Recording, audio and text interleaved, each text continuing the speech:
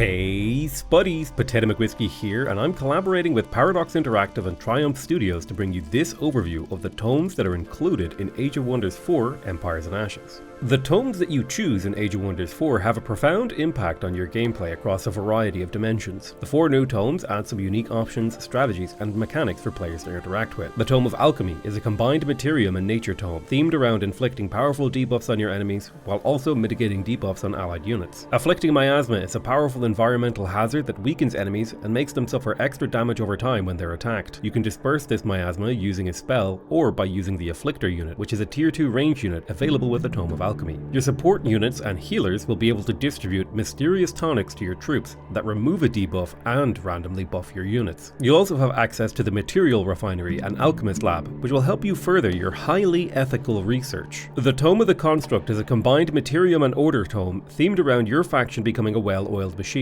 capable of moving in sync together and holding a strong front line, shoulder to shoulder. Call upon the Tier 3 Bronze Golem, which is an evolution of the Copper Golem. Powerful pikeman capable of fighting a large and mounted foes effectively. It can unleash a slash and cleave to weaken your foes. Transform your race with the Linked Minds minor race transformation, which makes them immune to flanking as long as they're standing next to a construct or another unit with linked minds. Combine this with the cascading command spells, using the defend spell when you need to hold the line and the reposition spell when it's time to go on the offensive. These buffs will ripple through your army as they stand shoulder to shoulder facing your enemies. The Tome of the Dreadnought is a combined Materium and Chaos tome themed around calling upon the power of magic and technology to make your constructs into devastating war machines. Unleash pinning barrages upon your enemies, dealing damage and potentially immobilizing them. Combine this with the Artillerist hero skill to truly wreak havoc upon your foes. A combination of warding metals and the tuning kit will make your tier 4 ironclad units extremely resistant to magic and capable of unleashing destructive bombardments upon your foes. Although do be careful, overcharged constructs can overheat,